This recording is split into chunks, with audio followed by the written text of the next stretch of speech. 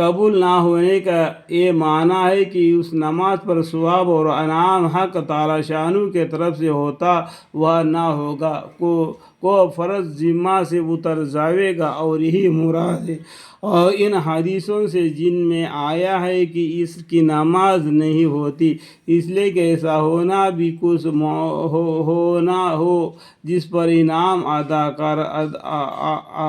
انعام و اکرام نہ ہو، یہ ہمارے امام کے نزدیک ہے، ورنہ صحابہ اکرم رضی اللہ عنہ تابعین کی ایک جماعت کے نزدیک ان حدیث کے بنا پر بلا عذر جماعت کا چھوڑنا حرام ہے اور جماعت سے پڑھنا فرض ہے، حتیٰ کہ بہت سے علماء کے نزدیک نماز ہوتی ہی نہیں۔ حنفی کے نزدیک اگرچہ نماز ہو جاتی ہے مگر جماعت کو چھوڑنے کا مجرم تو ہوگا۔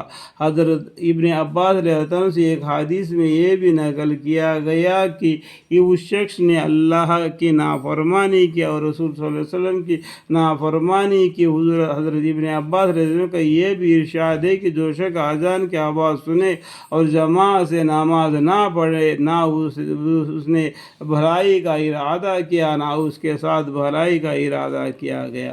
ابو ہریرہ رضی اللہ عنہ فرماتے ہیں کہ جو شخص اذان کی آواز سنے اور جماعت میں حاضر نہ ہو، اس کے کان پگھلے ہوئے جیسے سے بھر دیا جاوے، یہ بہتر ہے۔ اللہم اغفر۔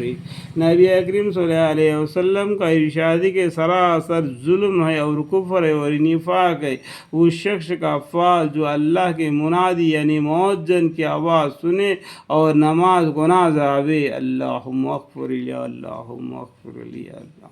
یہ کتنی سخت وعید اور ڈانٹ ہے اس حدیث پاک میں کہ اس حرکت کو کافروں کا فعل اور منافقوں کا حرکت بتایا ہے کہ گویا مسلمان سے یہ بات ہو ہی نہیں سکتی۔ ایک دوسرے حدیث میں ارشاد ہے کہ آدمی کے بدبختی اور بدنصیبی کے لیے یہ کافی ہے کہ مؤذن کی آواز سنے اور نماز کو نہ جاوے۔ سلیمان بن ابی ہاشم جلیل القدر لوگوں میں تھے، حضور اقدس صلی اللہ علیہ وسلم کے زمانے میں پیدا ہوئے، مگر حضور اقدس صلی اللہ علیہ وسلم کی روایت سننے کی نوبت کم عمری کی وجہ سے نہیں آئی۔ حضرت عمر رضی اللہ عنہ نے ان کو بازار کا نگران بنا رکھا تھا۔ ایک دن اتفاق سے صبح کی نماز میں موجود نہ تھے۔ حضرت عمر رضی اللہ عنہ اس طرف تشریف لے گئے تو ان کی والدہ سے پوچھا کہ سلیمان آج صبح کی نماز میں نہیں تھے؟